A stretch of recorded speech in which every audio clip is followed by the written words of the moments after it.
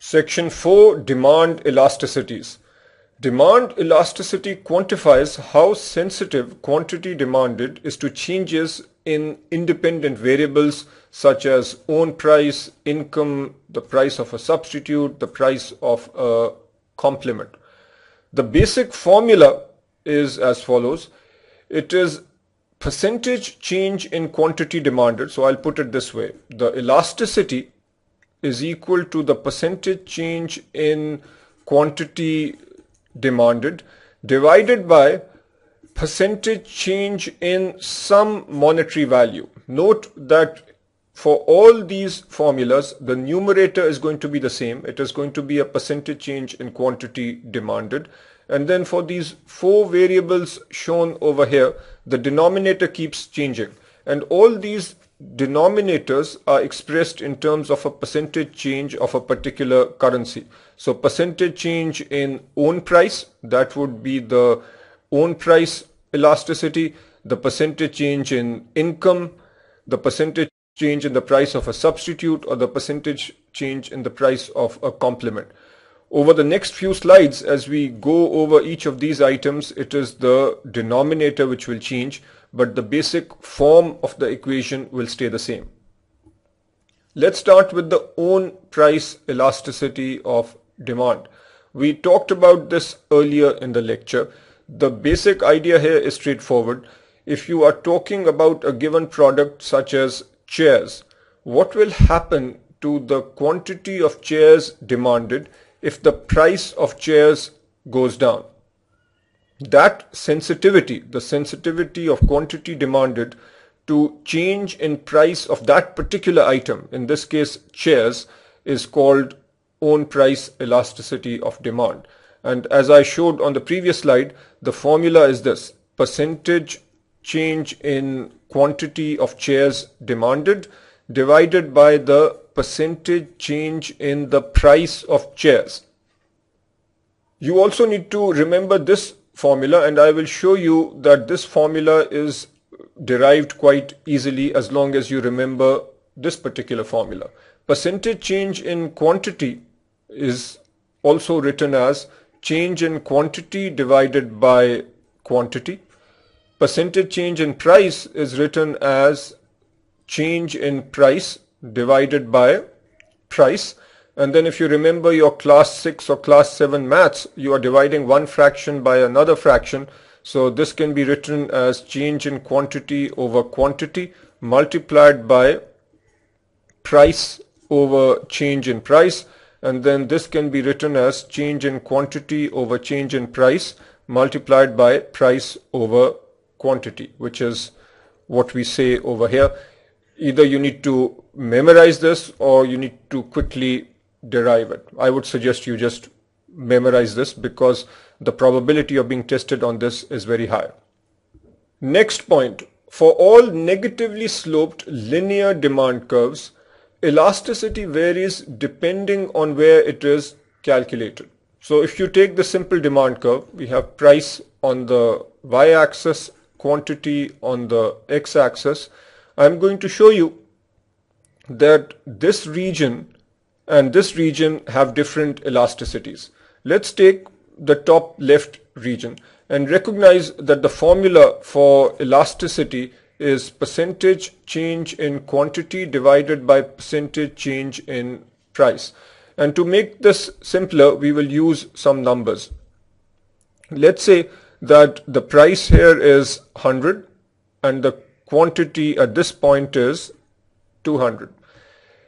As you move from this point to this point, let's say from X to Y, and let's say that the price for Y is 99 and the quantity goes up from 0 to 1. As you go from 0 to 1 over here, the percentage change in quantity 0 to 1 is a very high percentage change. So you have a high percentage change in quantity. What about the percentage change in price? From 100 to 99 is a relatively low percentage change in price. When you divide a big number by a small number, you get a very high number. So the elasticity here is very high. What about the elasticity at the bottom right part of this demand line? Again, the formula is the same. It is the percentage change in quantity. Notice that here the quantity is going from 199 to 200. So the percentage change is low. What about the percentage change in price?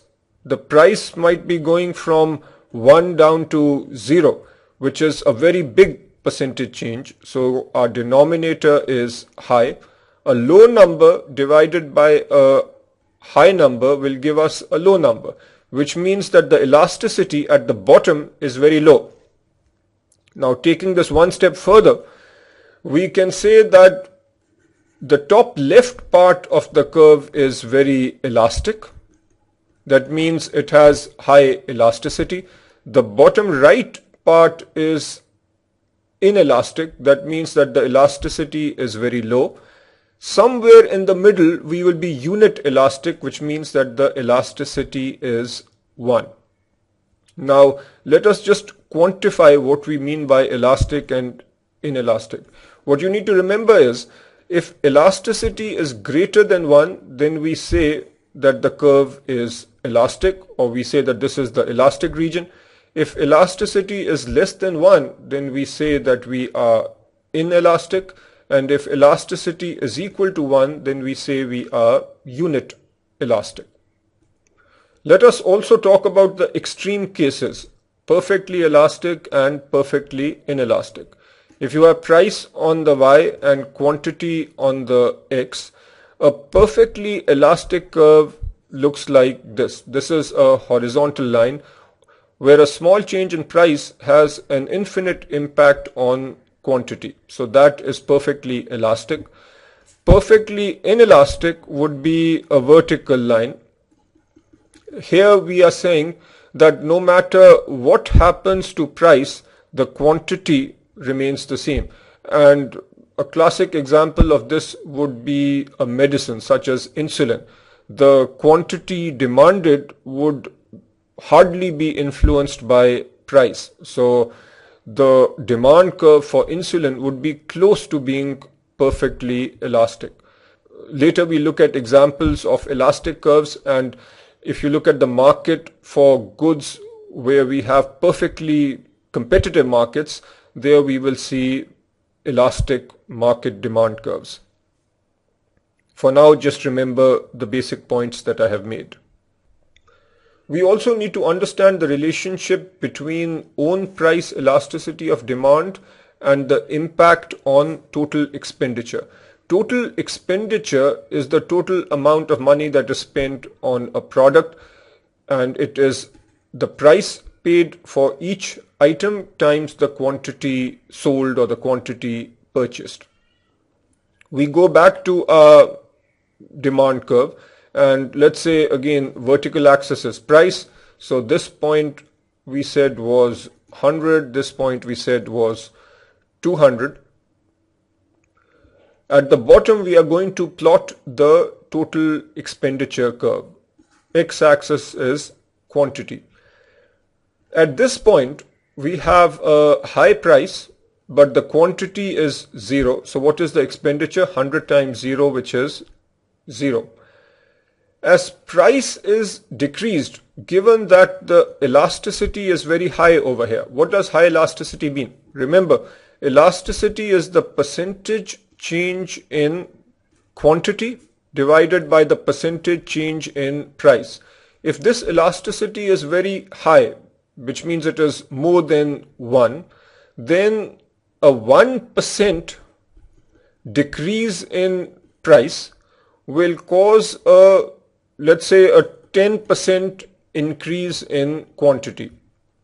The increase in quantity is much more than the decrease in price.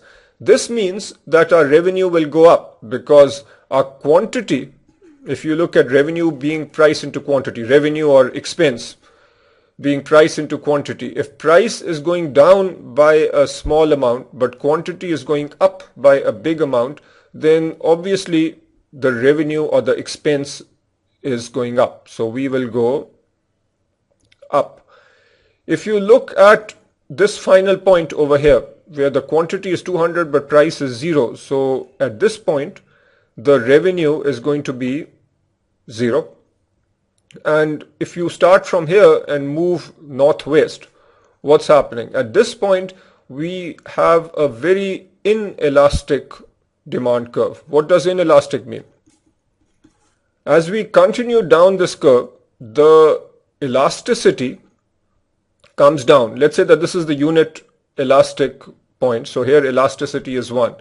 When elasticity is equal to 1, what that means is a 1% change in quantity will come about when there is a 1% change in price. So if quantity is going up by 1% and price is going down by 1, at this unit elastic point, the change in revenue will be 0. So or change in expense will be 0. And I keep using revenue and expense interchangeably because the total expenditure, the amount spent by consumers, is the same as the total revenue, which is the amount received by the firms.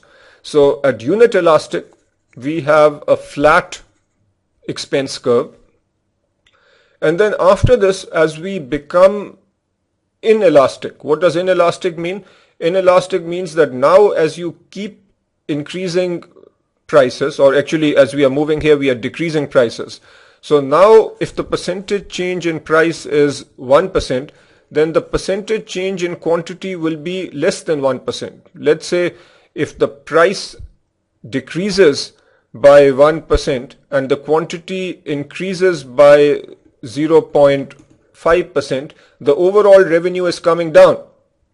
The decrease in price is more than the increase in quantity. So we then have the expenditure coming down, and finally at 200 we have a situation where the price is down to 0. So obviously 200 times 0 is 0, which means that the expenditure is now 0.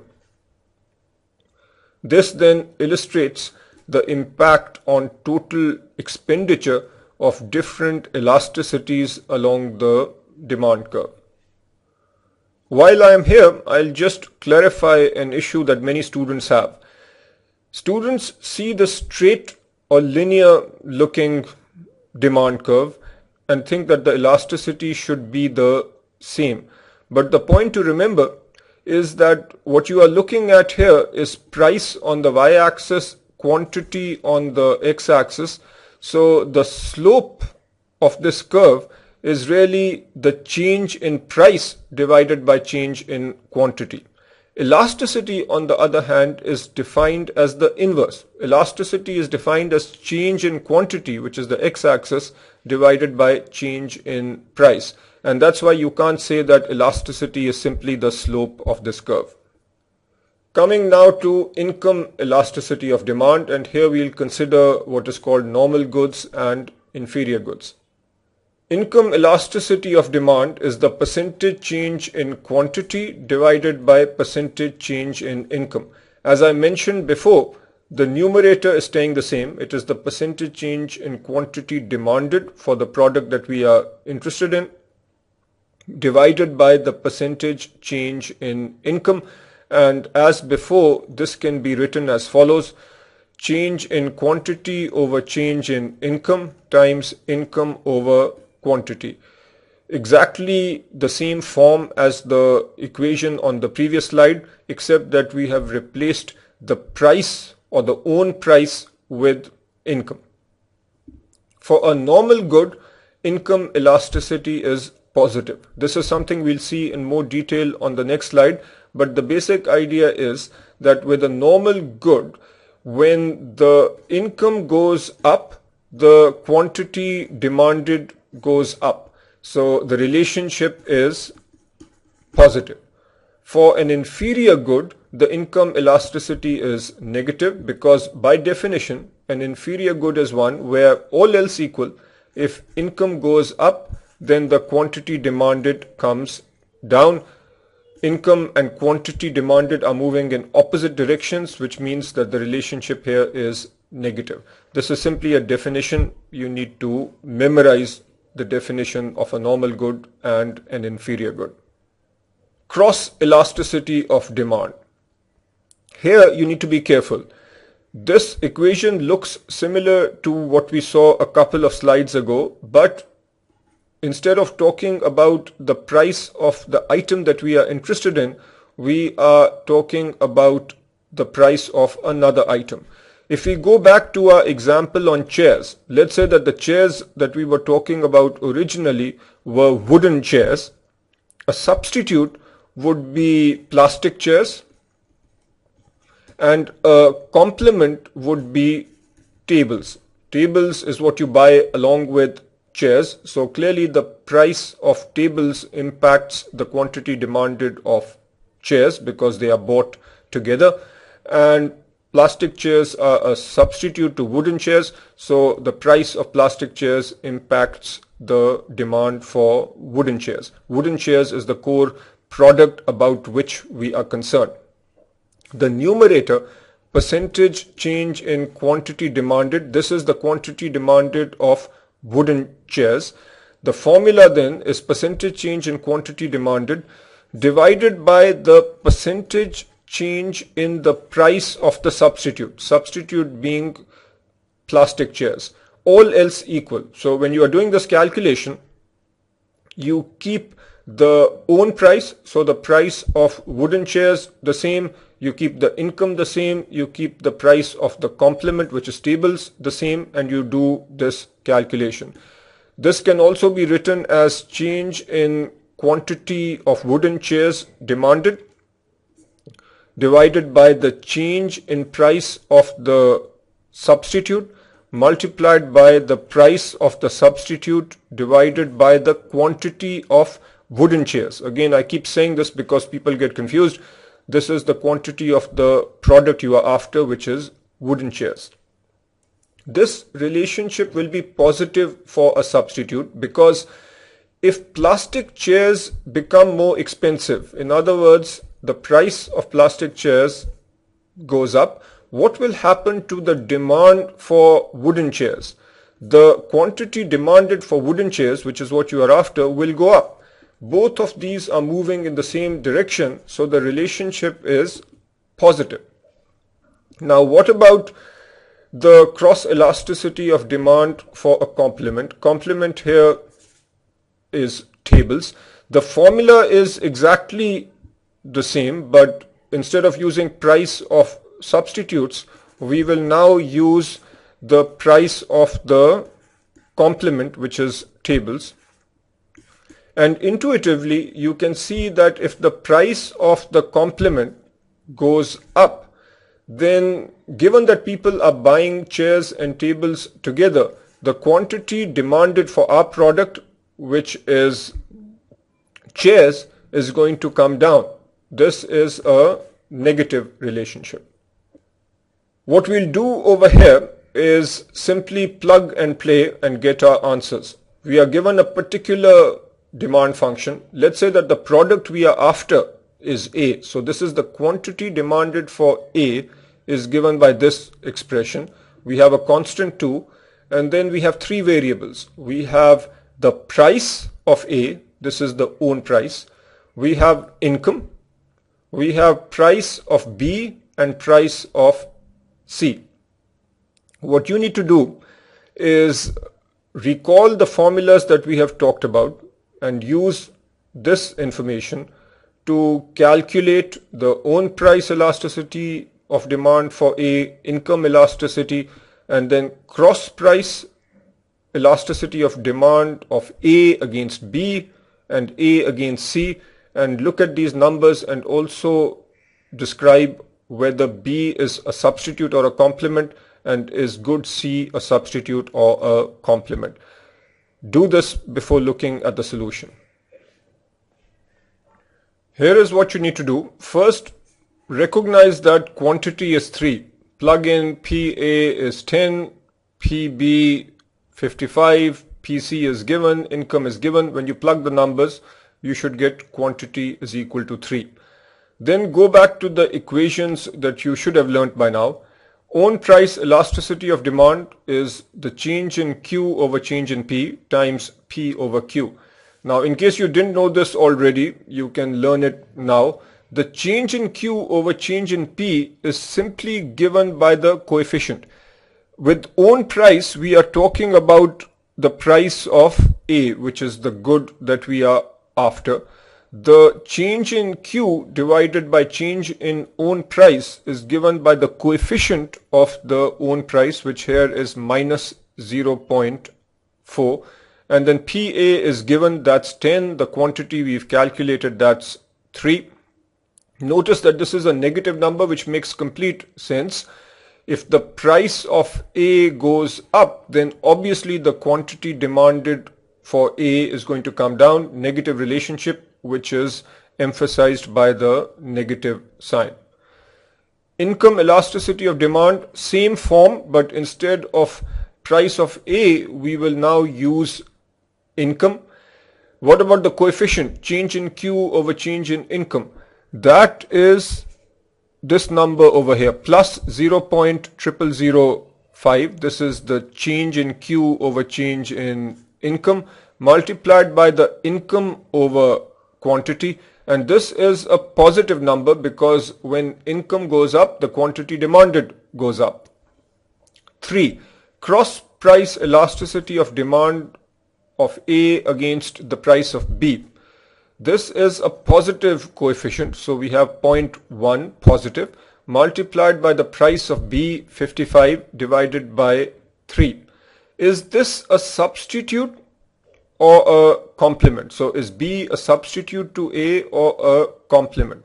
As we just saw on the previous slide, when we have a positive relationship, that is saying that if the price of B is going up, then the quantity of A is going up, and this happens if we have substitutes. Remember, with plastic chairs and wooden chairs, plastic chairs are a substitute to our product, wooden chairs. If the price of plastic chairs goes up, then that's good for us. The quantity demanded of wooden chairs, our product, goes up. Positive relationship means that A and B are substitutes. A negative relationship then means that A and C are complements. If the price of C goes up, then the quantity demanded of A goes down. The actual formula for elasticity has the same form. Notice that the coefficient minus 0.15 is used, and then 10 is the price of C divided by quantity. And as I've said, A and C are complements. Now do example 13, which illustrates the same concept. That brings us to the end of this long reading. You need to understand the 3 types of markets. You have factor markets, product or goods markets, and capital markets. We talked about the concept of demand and supply. Aggregating means that you add up the demand from all the consumers. Aggregating supply means you aggregate the supply of all the firms. Consumer surplus and producer surplus. If this is your demand curve, this is your supply curve. This region here is the consumer surplus. This region is the producer surplus. The sum of these two is called the total surplus. If there is any market interference, be it price ceilings or price floors, that will create inefficiency. The amount of inefficiency is measured by dead weight loss. So this region we talked about being dead weight loss. And then all these elasticities are fairly straightforward. You just need to remember that the elasticity is the percentage change in quantity demanded divided by the percentage change in some monetary number. This would be the own price or the price of a substitute or the price of a complement or income. As long as you do all the examples in this particular reading, I think you will be in pretty good shape. And as I keep saying, do the summary, review the learning objectives. I have talked about examples enough times already. Do the practice problems at the end. They are excellent. And if you have time, also do practice questions from other sources. That is it.